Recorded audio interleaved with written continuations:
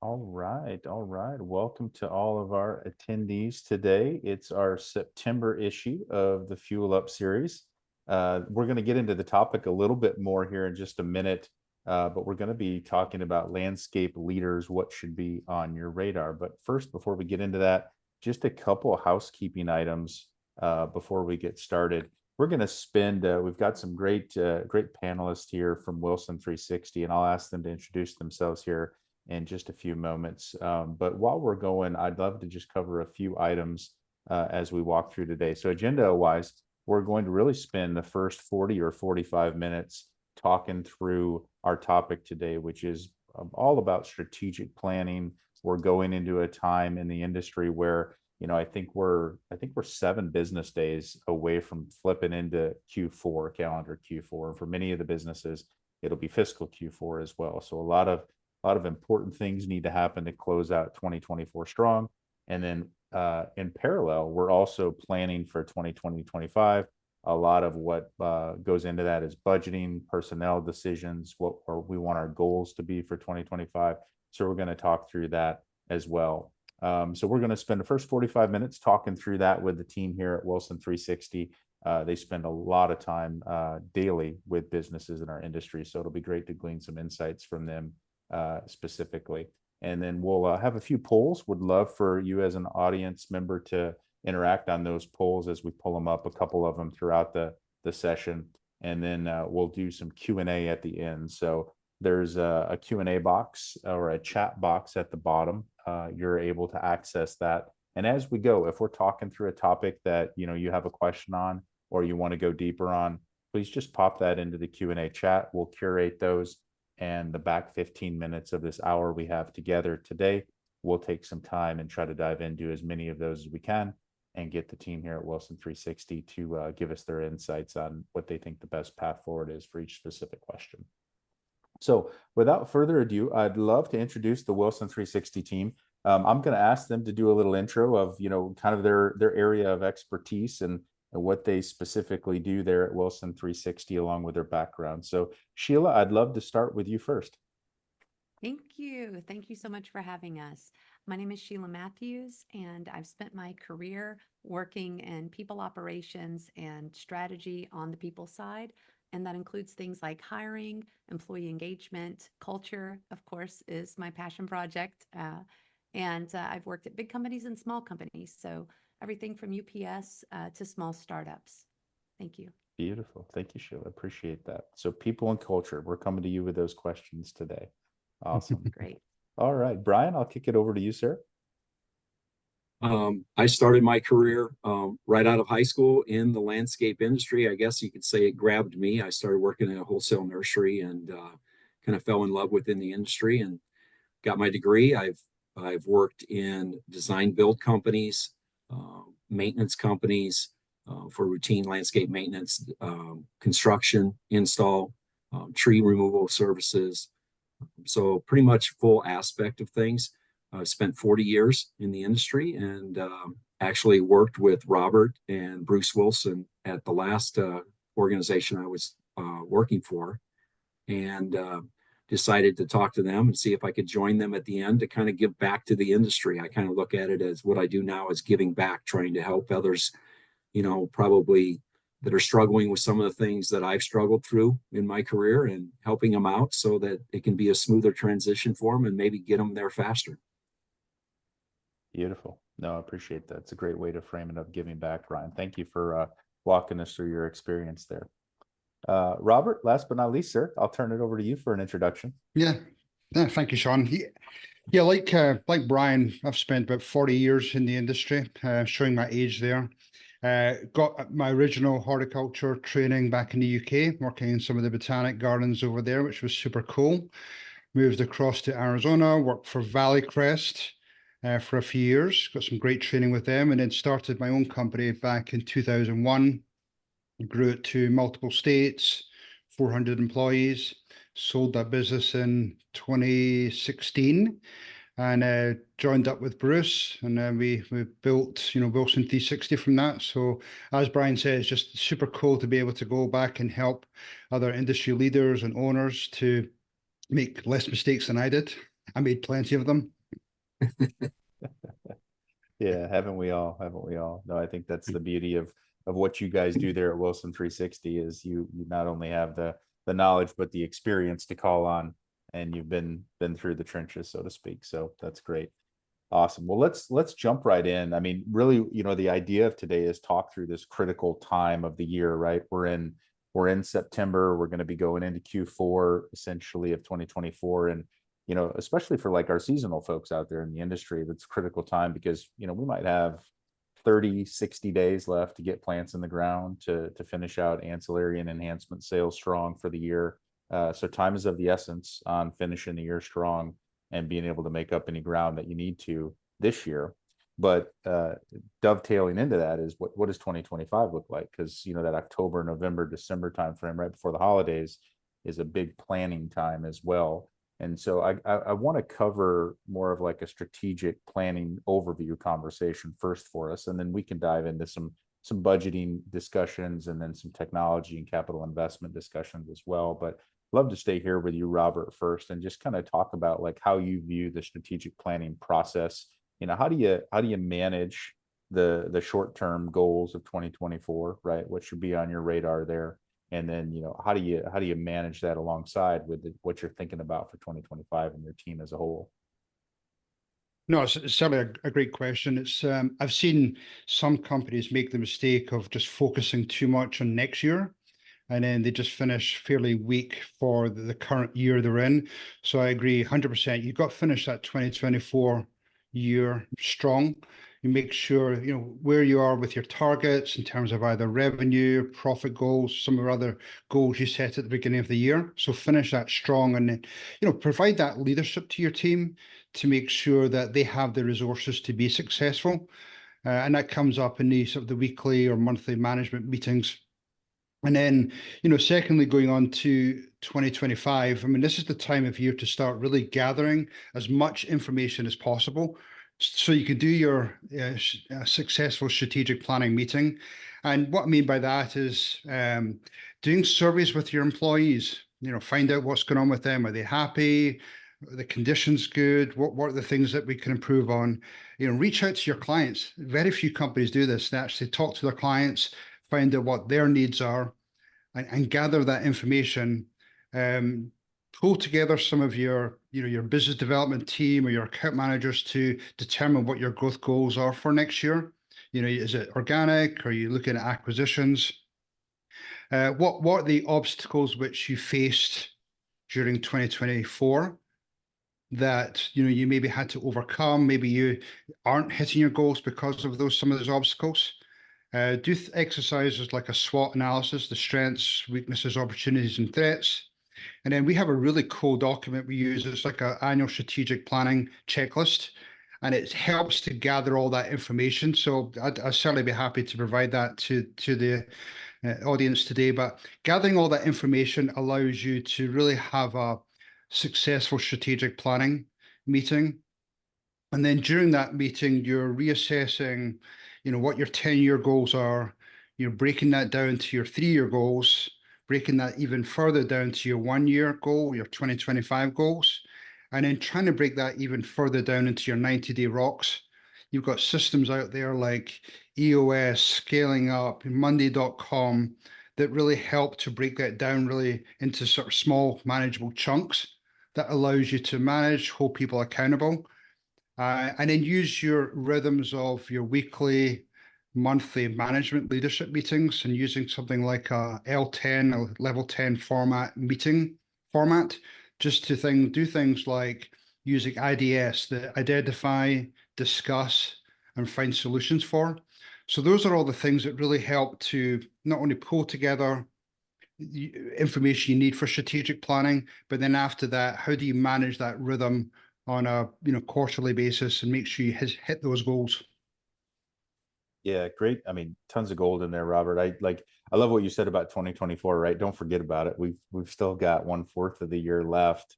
And I think you hit on it, that weekly team meeting. If you have one, fantastic. Dissect your agenda. Is it really focused on what you want to achieve and talk about as a team? If you don't have one, get one on your calendar and on your schedule, so you can track to what you need to do to finish the year strong. And then, like on the 2025 side, you said a lot of things. I heard four key things. Started with your people, right? And then your customers, how that goes into retention. What are your growth goals, and what obstacles, do you need to problem solve for 2024? And so I think we'll dive into that people piece here in just a second with Sheila, but would love, Brian, maybe just to kick it over to you and talk about, right, we've got a lot of things going on in the industry. We've got a lot of technology evolving. We've got a lot of political governance. It's election year. There's a lot of stuff just going on in the industry as a whole. Would love to just kind of get your insights on trends and changes you foresee coming into the 2025 season, just to give everybody on the call just a little bit of insight into what you're seeing out there. Well, I think you can't go anywhere without talking about AI, of course. That's the biggest trend that people are talking about. How do you implement it? How do you incorporate it into your company?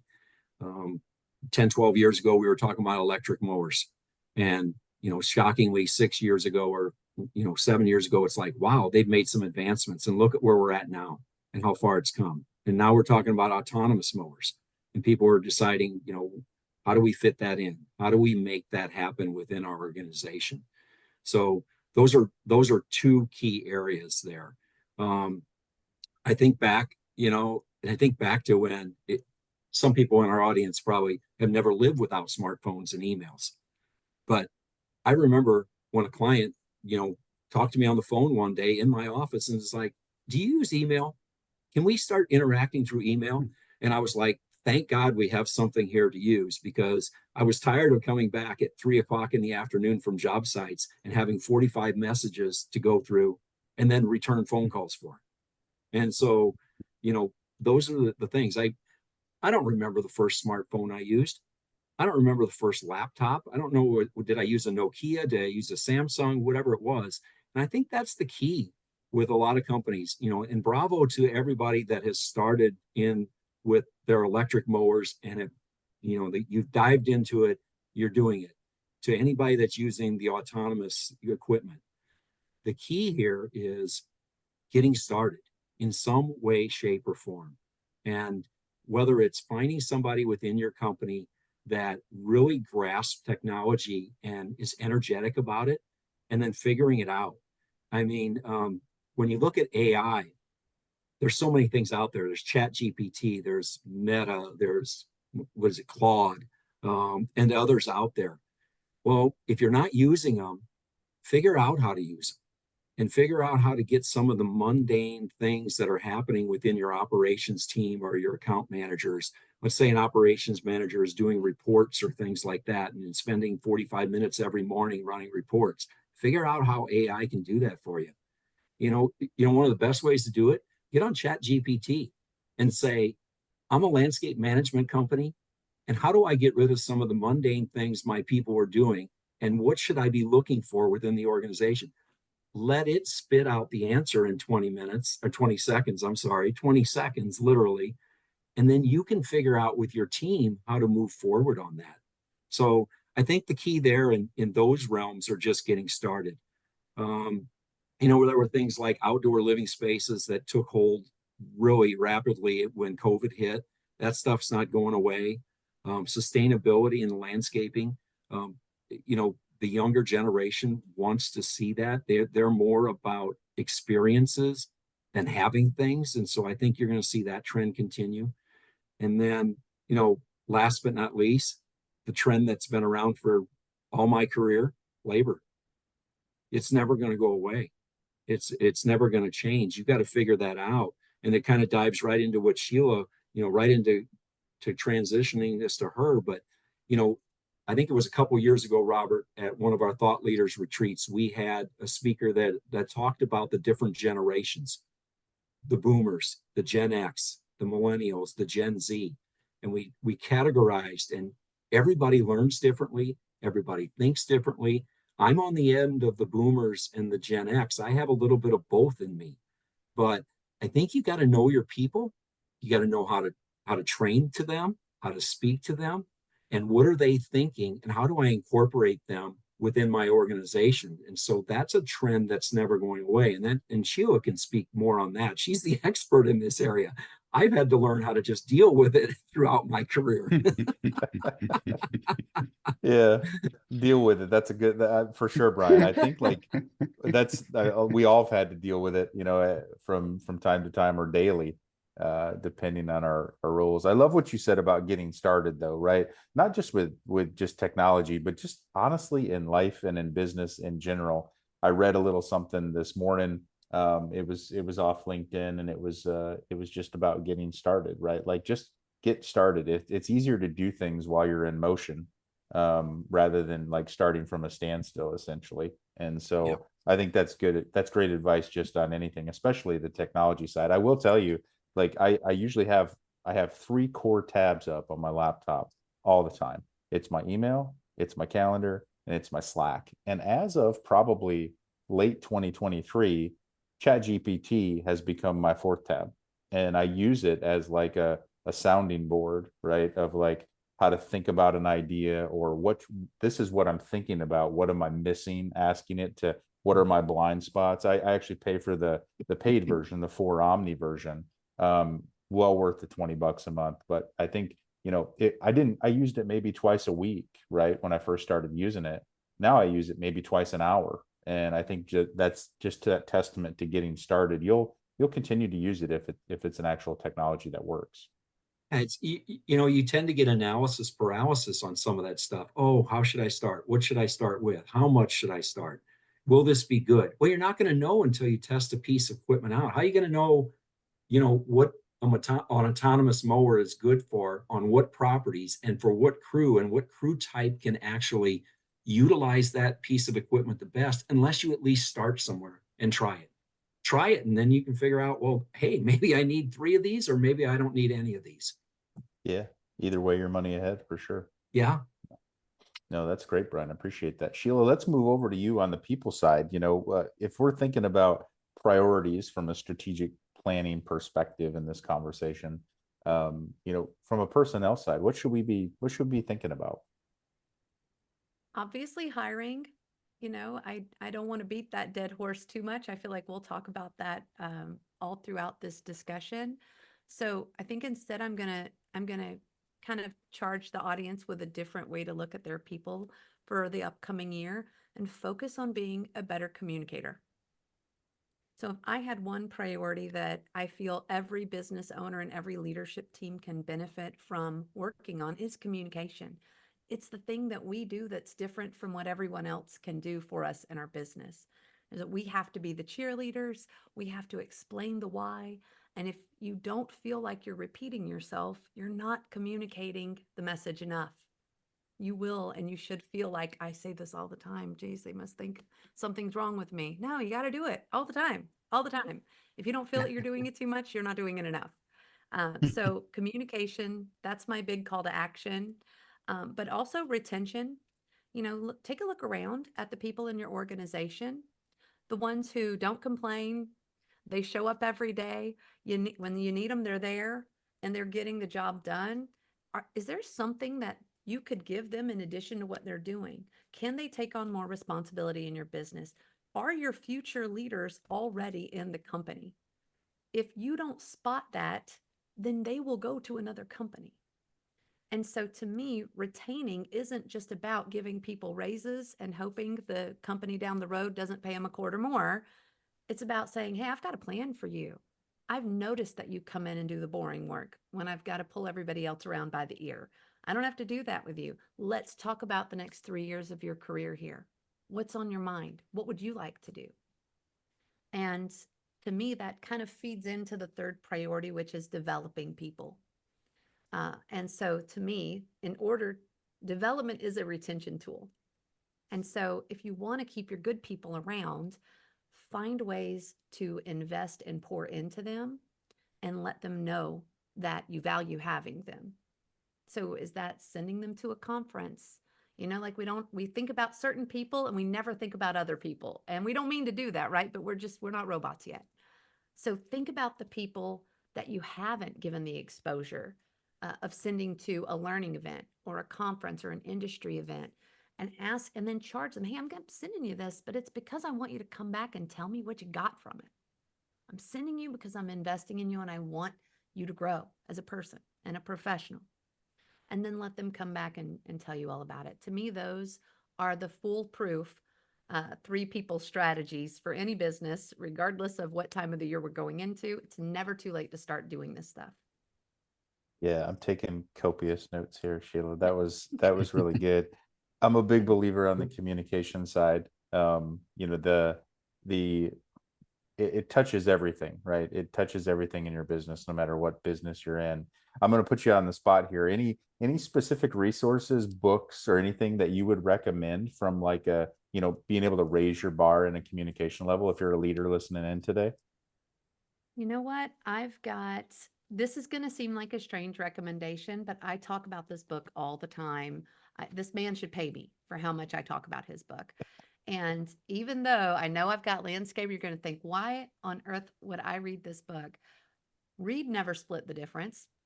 It's by Chris Voss. It's a book on negotiation. It's been around forever. This is not a new book.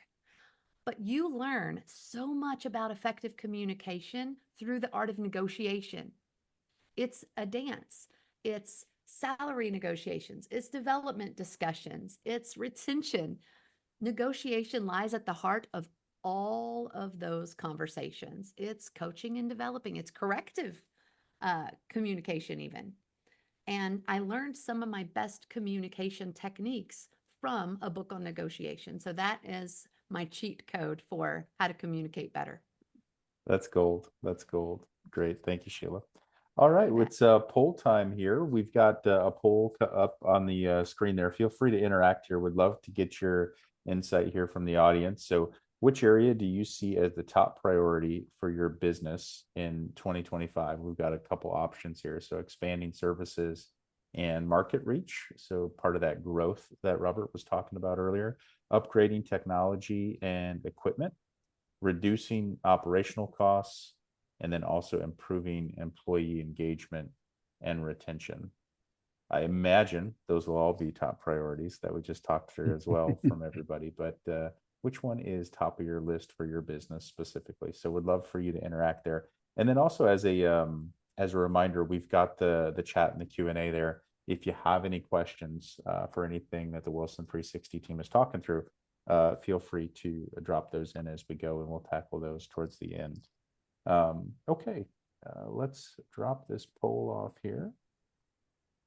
And we've got our results here. So it looks like expanding services and market reach makes up about 40%. And then coming in second is what we actually just talked about, improving employee engagement and retention as well. So good to note that. Great feedback there. I appreciate everybody participating there.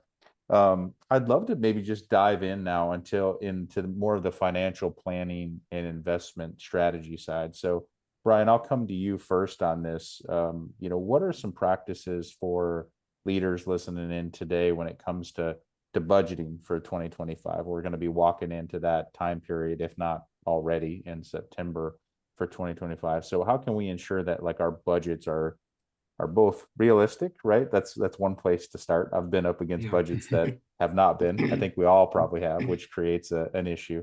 But also flexible because things change throughout the year as well. And we've got to expect that as well. Well, I think to be realistic, we got to go back to what Robert said. You have to start with this year. And you're going to hear me, if you speak with me a lot, I talk about foundation, setting a foundation and making sure that it's established because it's repeatable then. And when you're talking about this year's budget, that comes from tracking data throughout the year. And it's having quarterly meetings, you're going to call them town hall sessions or whatever with your managers. It's tracking your safety record. Where are our accidents? Where have they been? You know, where are we spending money on? Why are costs up in this area? And you have to do that on a consistent basis. You can't just look at it at the end of November and say, well, this is what we see and this is what we're going to budget for next year. And you got to get into the details of it. You know, I like to make sure that, you know, we all have a calendar, you know, plug things into a calendar. I would always have on August 1st in my calendar that I would figure out what my labor costs were for this year at this point. And then I would go talk to my owner and I'd say, where do you think we're going to be labor wise? And for next year, do you think we're going to have a 3%? Is it going to be 5%? You know, inflation went up. Oh my gosh, we may have to raise our pricing 7% on our labor. So I had something in place when we were going through renewal season. And I'd made sure that those numbers were plugged in as we put our renewals out and put out new bids. You know, I went to our operations vendors and I said, where do you see your pricing going to be for next year, for whether it's irrigation parts or whether it's fertilizer or seed, any of those things?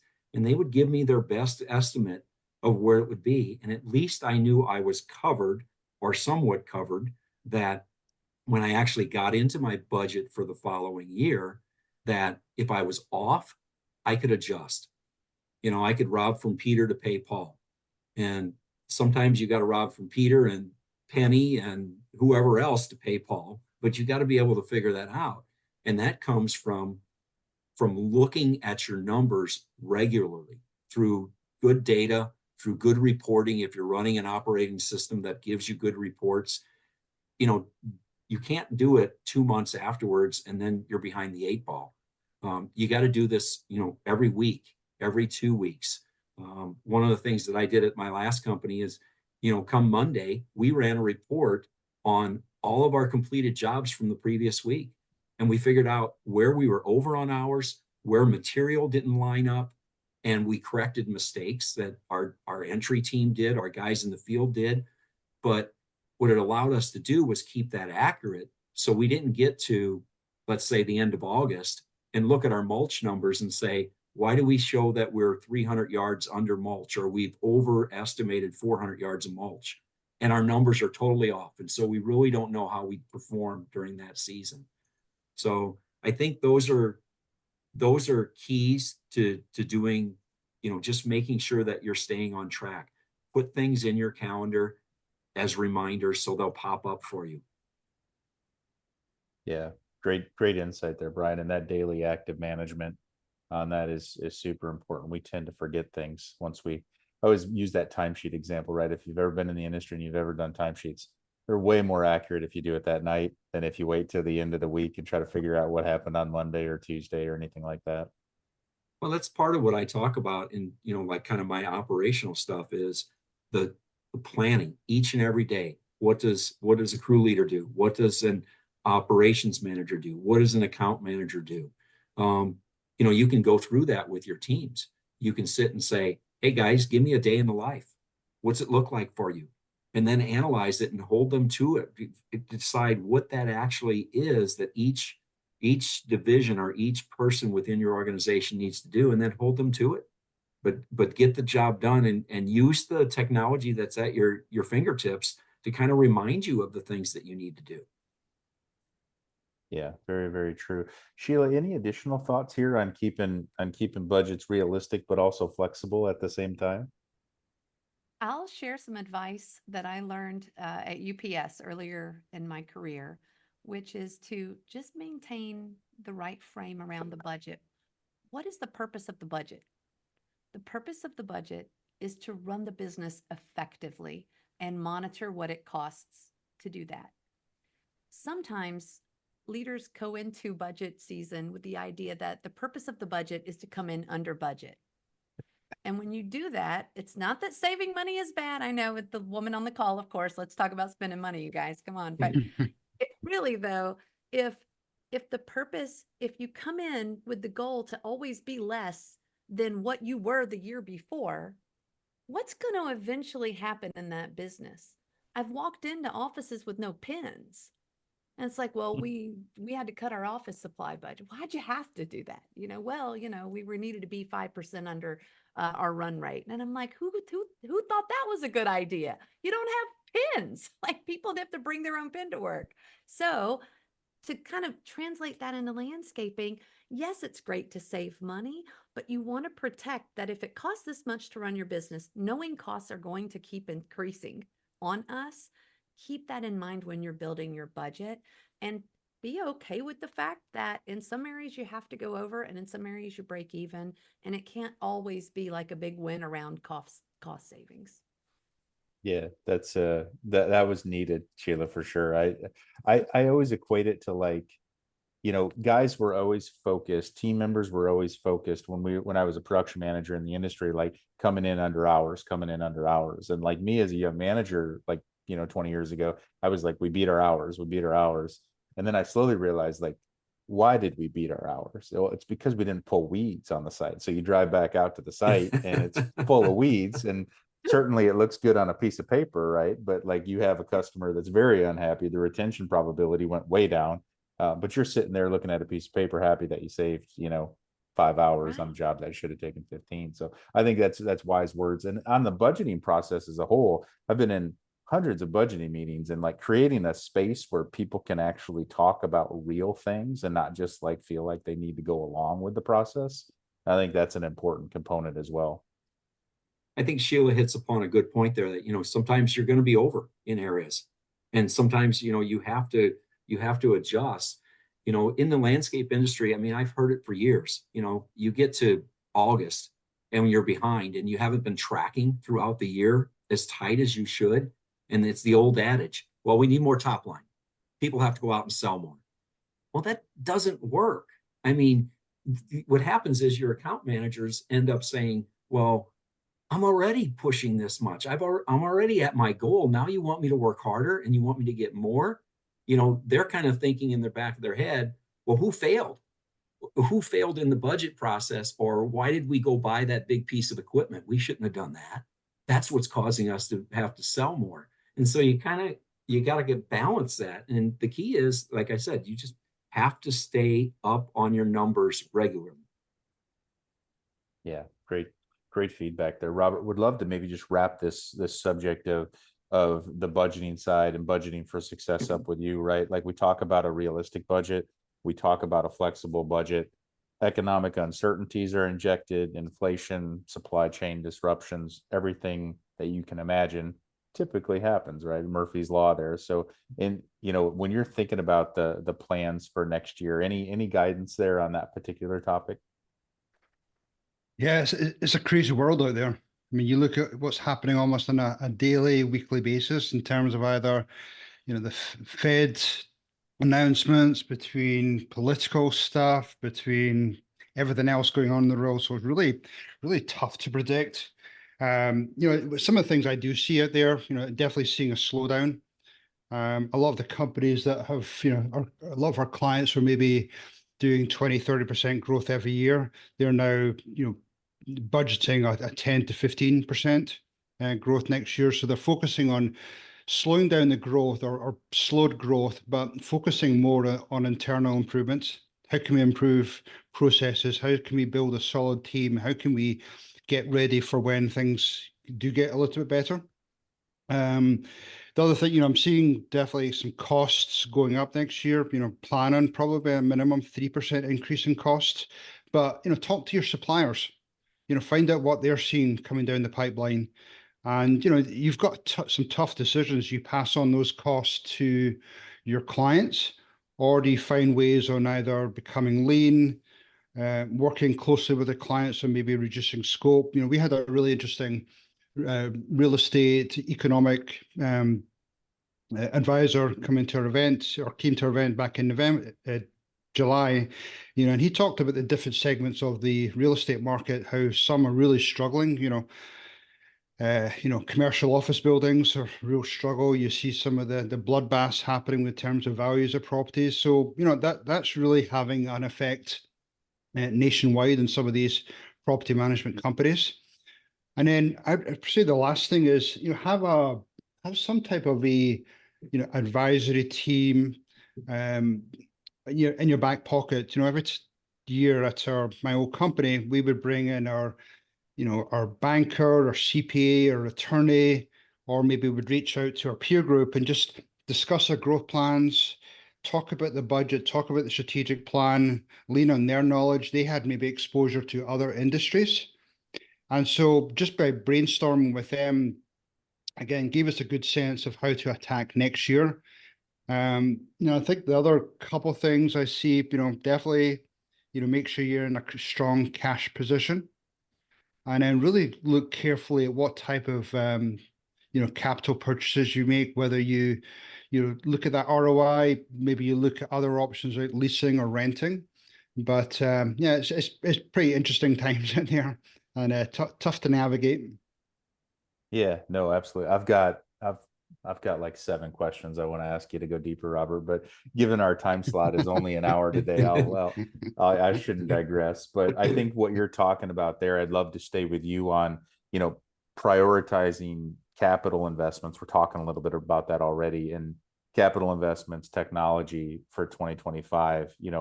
How should we be prioritizing that from, equipment upgrades, technology adoption, service expansion, all those things for essentially the best ROI there? Yeah, that's a really great question. And you could go, I could probably spend half a day just on that question alone. But I think, do your research, talk to other people who have maybe adopted different types of technology or different types of equipment, determine what the ROI is going to be on that investment. Is it going to save in labor? Is it going to make the client happier? Is it going to make you safer? Is it going to fix some of the obstacles you faced during 2024? So I think just really doing that research, and that might take a few months, might take 6 months to go through that careful research. And I think once you've made that decision, I think it's really important then to make sure you get the buy-in from your leadership team, and then adopt that investment, then go all in it, make sure the management, middle management, even down to the field level, understand the why behind that, and they all buy in and make sure they fully adopt it and fully participate in it. Yeah, I think that's key for sure. In regards to, like, maybe Brian, for you specifically, which technology investments should companies prioritize in 2025? Maybe there's a silver bullet. Usually there's not, right? I think it's probably based on what your company is doing. But anything that they should be prioritizing in 2025, and maybe a few best practices for integrating these technologies, which is an important topic as well. Well, I think, there's so much out there. You got smart irrigation systems that's using AI now and saving on labor that way. You got the automated mowers, battery powered. When I first started, you go out with a wheel and you measure your property, and then you come back and you tally up all the numbers and you put it into a Excel spreadsheet, and then you'd have to create your bid and all that. Now you've got software systems that are doing all that for you. Pretty much, they're measuring it, they're putting it all together, they're actually giving you a bid. All you have to do is look at it and just say, hey, does this look right? And you can present it. I think you have to look at where you can save on time, and you can capitalize your people doing the things that they do best and get rid of some of these mundane things. Smart irrigation, I mean, I used to always say, they've never been enough irrigation techs. If I had enough irrigation techs, and they'd say, well, we're running out of work. It's like, you're crazy, you're running out of work. Go find the work. Find the irrigation heads behind the bushes that no one else is seeing, that you now need to move out, or you need to change the landscape out. This is, to me, that's kind of a silly thing. And I think, Robert said it correctly there. You got to get the buy-in and make sure that you have a champion on board. Any of these systems are not going to work if you don't have somebody that's going to champion it and take it across the finish line and make sure that the rest of your team succeeds in doing it. There's too many times people implement a software system or any kind of strategy like this, and they say, well, we tried that for 9 months and it just didn't work. Are you kidding me? I've got companies out that are saying this is the greatest thing since sliced bread, and you're saying it doesn't work. Well, it's probably because you didn't present it correctly. What is the why, as Robert said, that everybody needs to understand how it affects them and how it affects the client to deliver, the best process and the best product to your customers. Yeah, wise words there, Brian. Like, there isn't a silver bullet. It's different for every company. But when we always talk in sales, right? You need two things. You need a champion and you need that pain above the noise, and that noise being like the requirement of your business on a daily basis. Like, is the pain big enough to like actually pause that and say, all right, we need to fix that, and then have that champion that helps you as a leader in your business integrate that technology or new capital investment. So definitely well said there. All right, before we go into our final section here on operational efficiency and talent management, Brian and Sheila are going to talk us through a couple of these topics. We'd love to have you interact with our second and last poll here. So question is, what's your primary focus for technology investments in 2025? So we've got a couple options here. Good old CRM, crew management, scheduling, routing, and fleet management tools. Number 3, financial management and budgeting tools, or a full end-to-end BMS that incorporates all 3 above as well. So would love to have you interact there. We'll just give it a minute for people to chime in there. And by all means, we've got our Q&A session coming up here in about 10 minutes.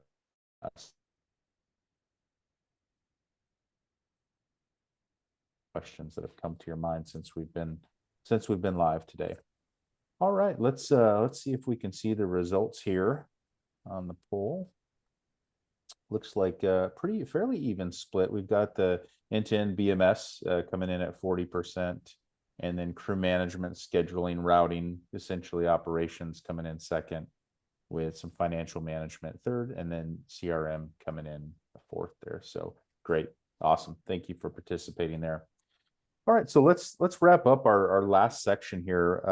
Brian, I'm gonna stick with you on this for the operational side. So operational costs without affecting quality. So, as landscape leaders really prepare for 2025 budgets, which operational costs should they target for reduction or keeping in line, maybe we'll call it, and how can they do that without compromising really service quality or in the end client retention?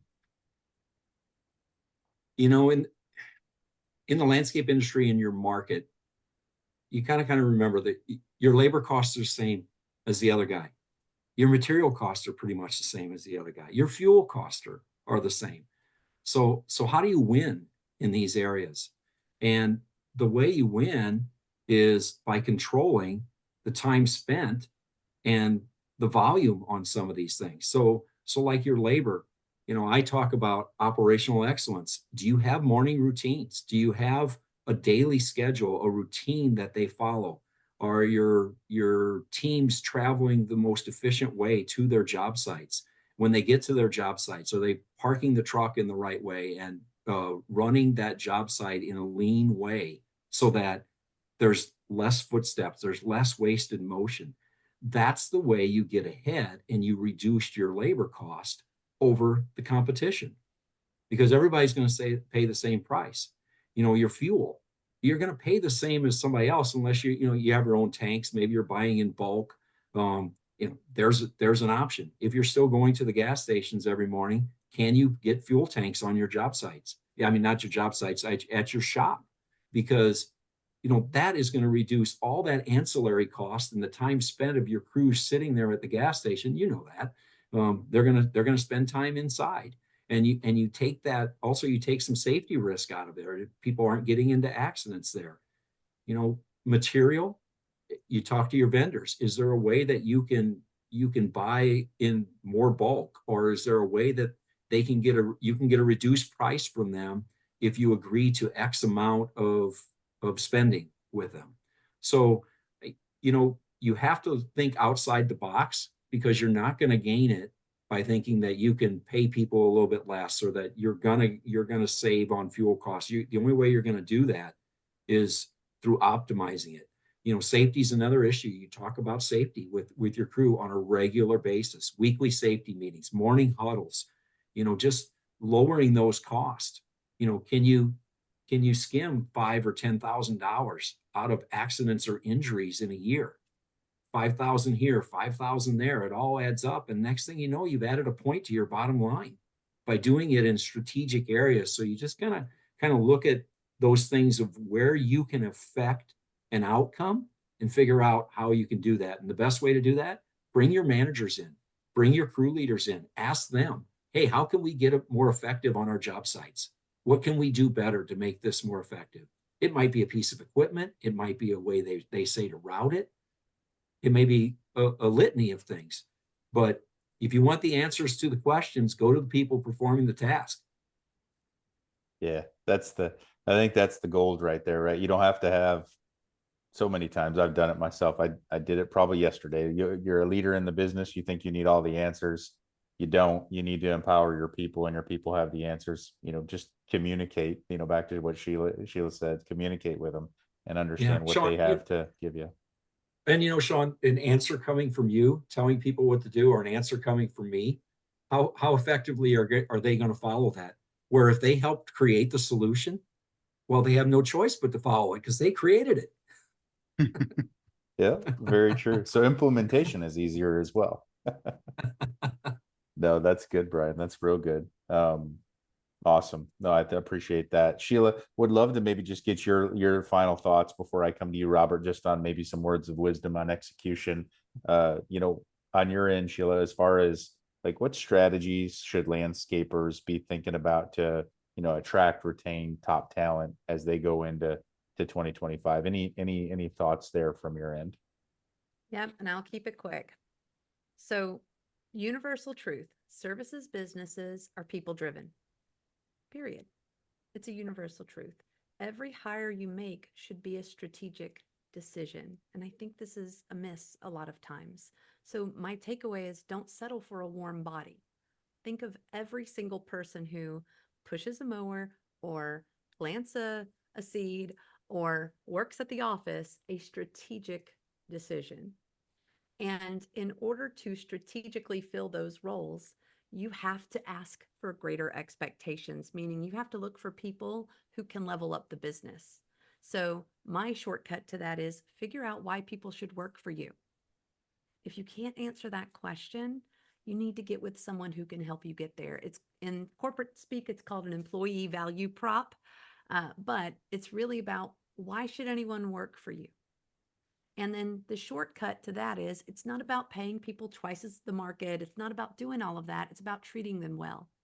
Communicate to them and treat them well and be consistent. And they will want to work for you because they won't get that in other places. Yeah, that's beautiful. I think I've gone through some hard times, right? In my careers, we all have, like, you go through these stretches where it's like, can I keep going? And I think sometimes just as a lead, if your leader acknowledges like and communicates to you, hey, things aren't good right now, and I know it, and I just want you to know I appreciate you.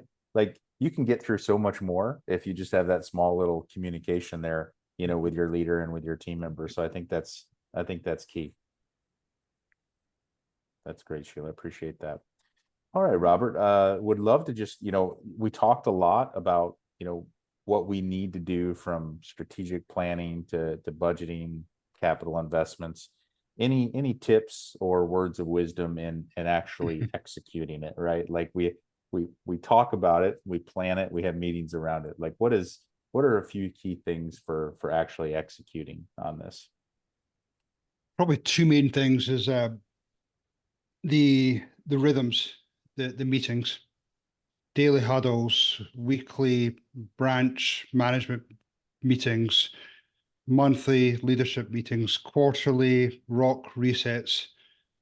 Those are the key things, is have those effective meetings and huddles. That's probably the biggest thing, and make sure you have your strategic plan in front of you to make sure how you're tracking on achieving those goals. And then the second thing is remember the number 90. So 90 comes up a lot. When you read books like The Atomic Habits by James Clear, talks about when you introduce something, it takes about 90 days for that to really stick. So it's really constant reminders, reiterating what you're introducing, because you've probably all seen it out there where you'll introduce something, you think it's a great idea, and then suddenly after 100, 120 days, it's suddenly disappeared off the radar. So you got to keep reinforcing. And a 90-day comes into play where when you're developing your quarterly rocks, your quarterly priorities, how are you tracking? How are you tracking on them every single week? Are you off track? Are you on track? And then during those meetings, what are the obstacles stopping you from achieving those goals? And discuss them in their meetings, come up with a solution. So meetings, that rhythm of meetings, and then that 90, get the habits in place and do your 90-day rocks. Beautiful, beautiful. So that's your base camp, your weekly connects, and make sure you've got that number 90 in your head. You don't want to become a company that the employees say, what's the flavor of the month, right? Like that's not a good saying, essentially. So no, that's great, Robert. Appreciate that on the execution side. We're going to move over to our Q&A session. We've got a few questions in the chat we'll get to here. But before we do so, we'd just like to highlight Attentive's Accelerate end-to-end business management software here that's up on the screen. We always say everything from takeoff to invoice, so all the takeoff, the estimate, the proposal, operations, tracking, and scheduling back office. You can scan that QR code there, and you can take a look at a 7-day free trial of the actual software.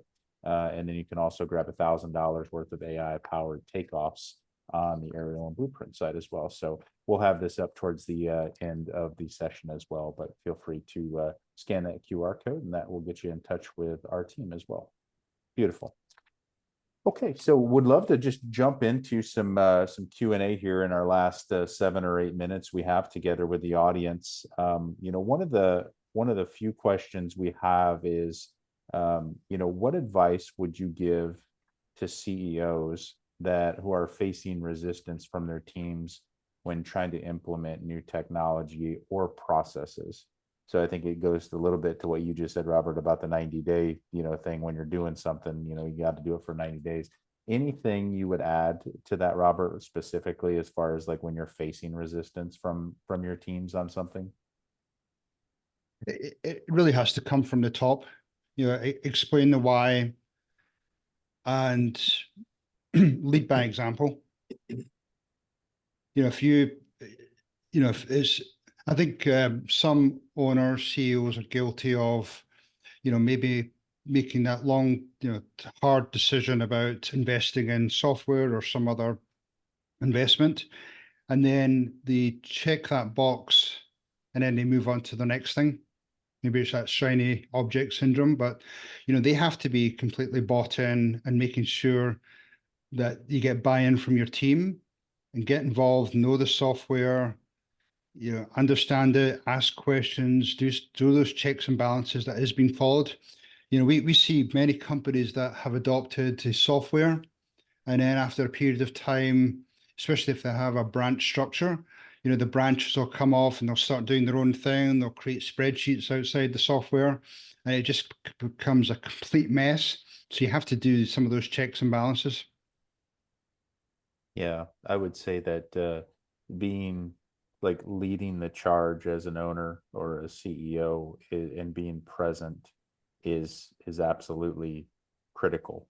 And it's important to have those champions as well that I think Brian talked about, to come alongside and support and carry the flag as well. But I've very rarely seen it in companies that we've worked with, or, just in my experience, I've been in companies that, they make a decision and then it's never talked about again. It very rarely, that's where you end up using 10% of a piece of equipment or 10% of a piece of software, and everybody gets a bad feeling about it, hurts the budget, and then you don't realize the ROI that you plan for it, for sure.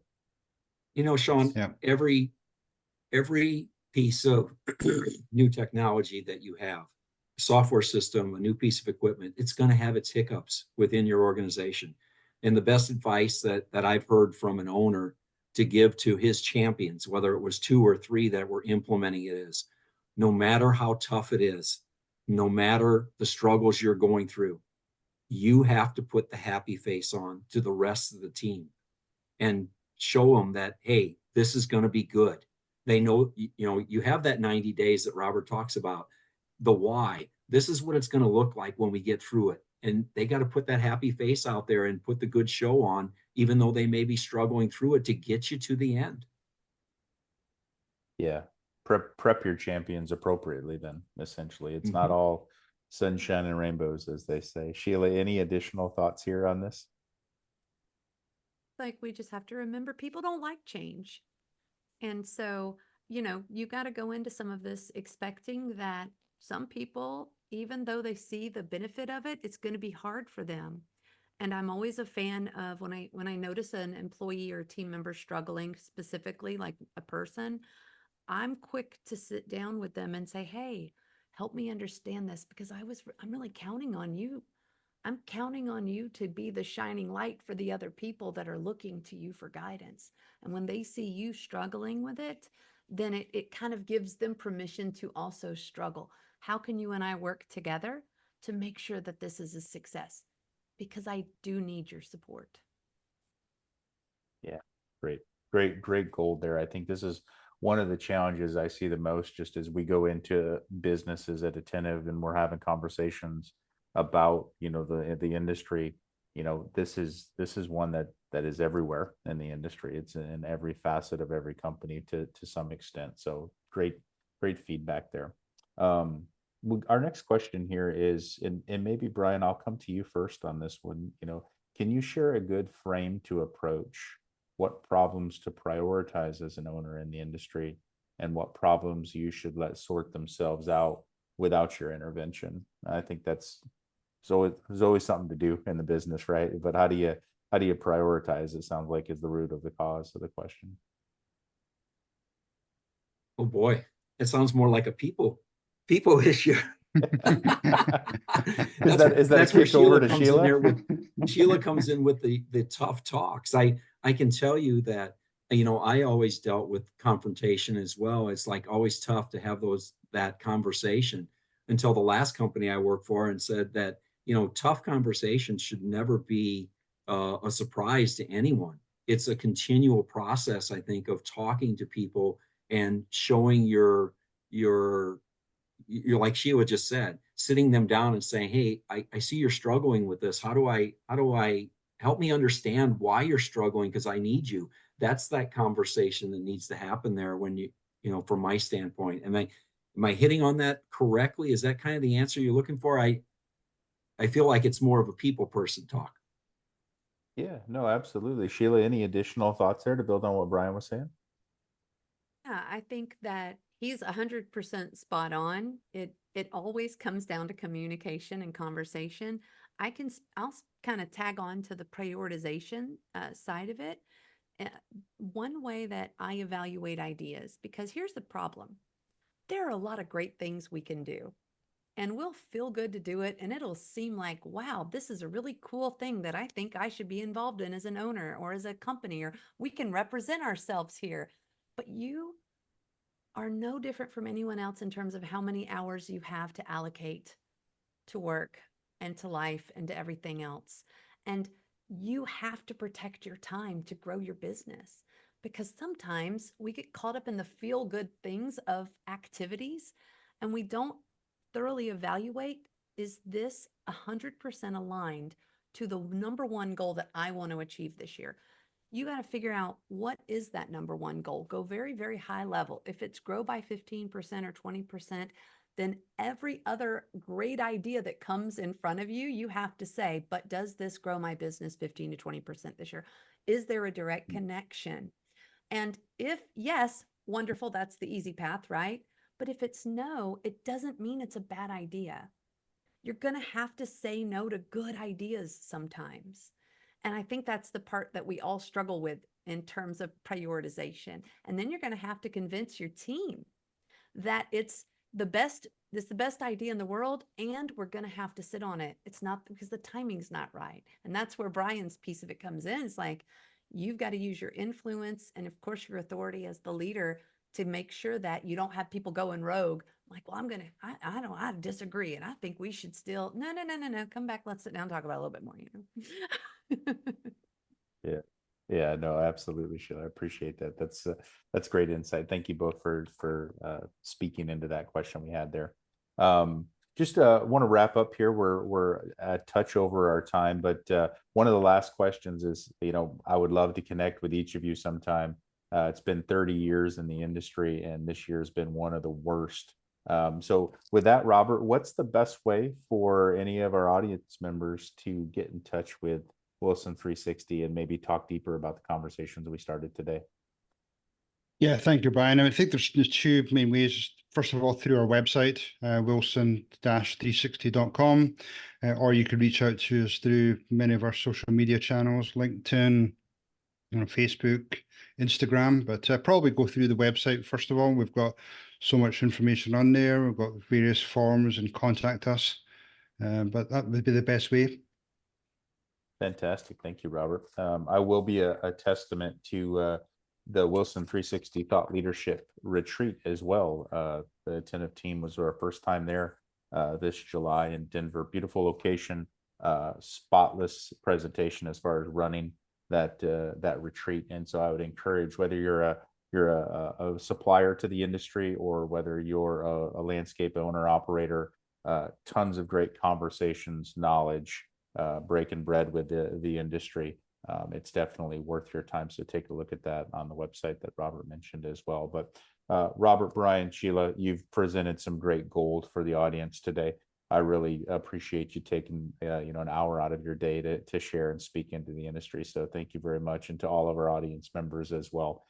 Thank you for joining us, and feel free to reach out to Wilson 360 directly on their website. Thank you again. I hope everybody has a great day. Thanks for having us. We appreciate it. Thank you. Thank you. Take care.